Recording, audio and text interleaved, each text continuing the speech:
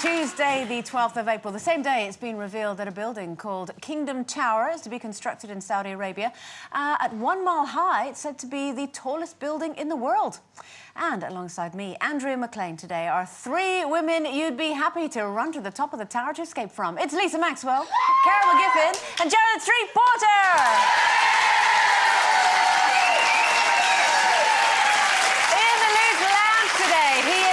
Britain's most popular actor is telling us about his latest ITV1 drama, The Reckoning. It's Max Beasley, and she's the inspirational woman who's shown nothing but extraordinary courage and bravery after a vicious acid attack left her permanently disfigured. Telling us how her future is looking very bright, it's Katie Piper!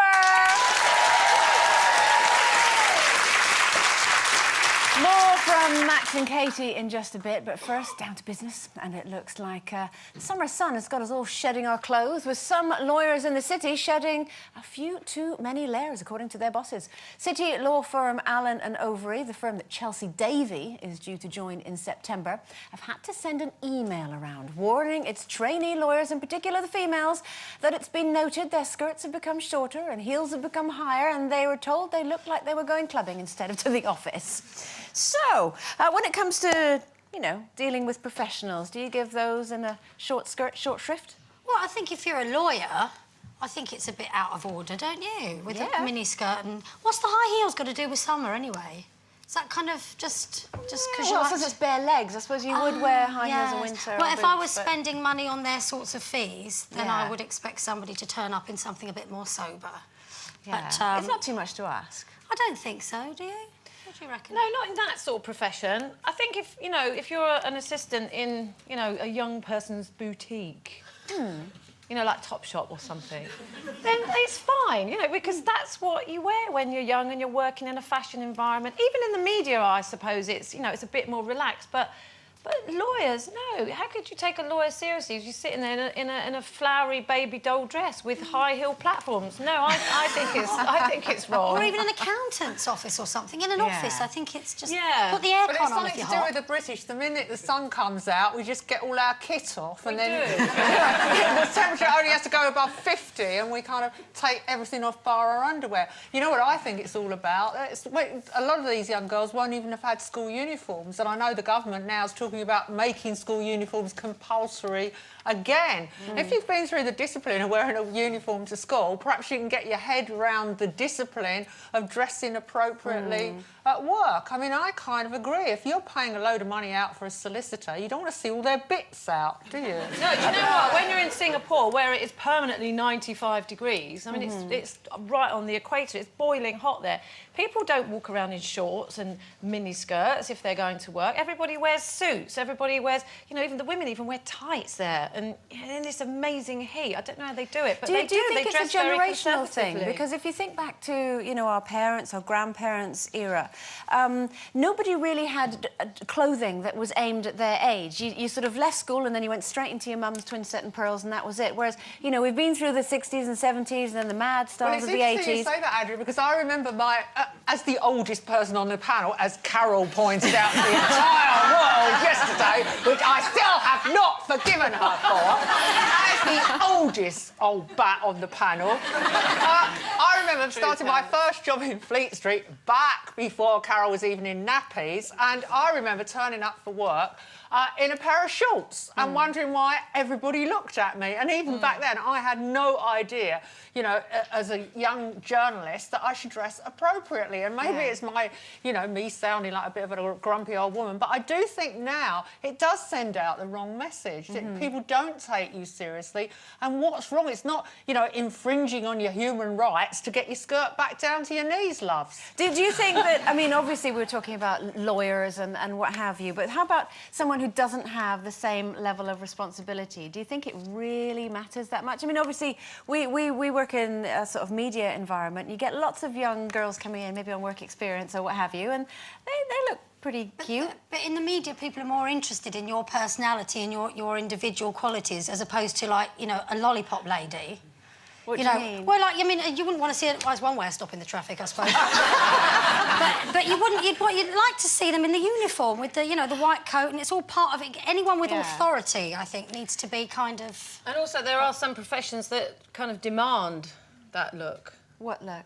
Well, like if you're a hooker, it wouldn't go down very well if you were wearing a pinstripe suit. I don't think you wouldn't get much business, would you? Carol, if you were a hooker in a lollipop lady's outfit, well, you might get a Oh dear. So, what do you think about workers wearing short skirts in the office now that the sun is out? Would you take them less seriously? Let us know what you think about that and anything else we're talking about today. Get in touch by going to our website, emailing us at loose.women@itv.com, or visiting our Facebook and Twitter pages.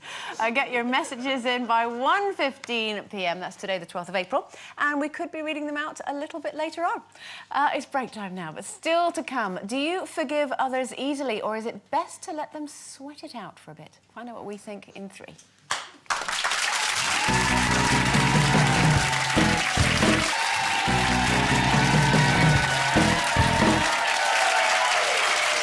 Welcome back to Loose Women this Tuesday afternoon. Now, it may be a key Christian principle, but the art of forgiveness may come to us all too easily, according to the Archbishop of Canterbury. Dr. Rowan Williams has told the Radio Times that the atrocities we faced in our society in the 20th century have focused our minds on the dangers of forgiving too easily, which can make suffering appear not to matter. In his Easter sermon last year, he told the congregation, our future is bound up with whether we are able to turn to those we have hurt and seek forgiveness. But can you forgive if those that have wronged you, if you feel they haven't suffered? I do. People that have dreadful things that happen to them and you see them forgive because they have a faith or whatever, I find that truly inspirational. I think it's amazing when people are able to do that. I find it quite difficult to say sorry. It's something in my family.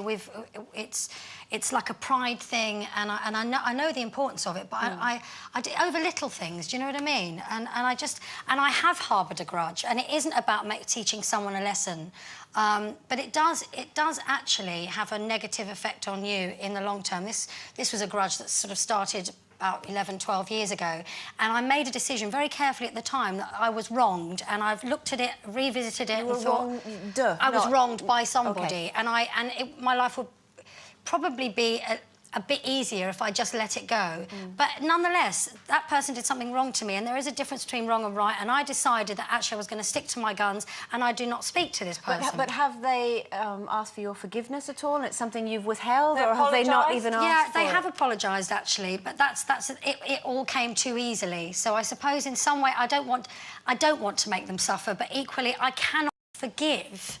I can't find it in myself to forgive what actually happened. It's interesting you should say that, because Jamie Bulger's mother was on the television yesterday and she cannot forgive the killers of her son. She just can't. That's a much bigger thing. Obviously, that's something that woman is going to carry with her, till the day she dies. And I think I understand where she's coming from, but I also think that her life would be better if she could move on.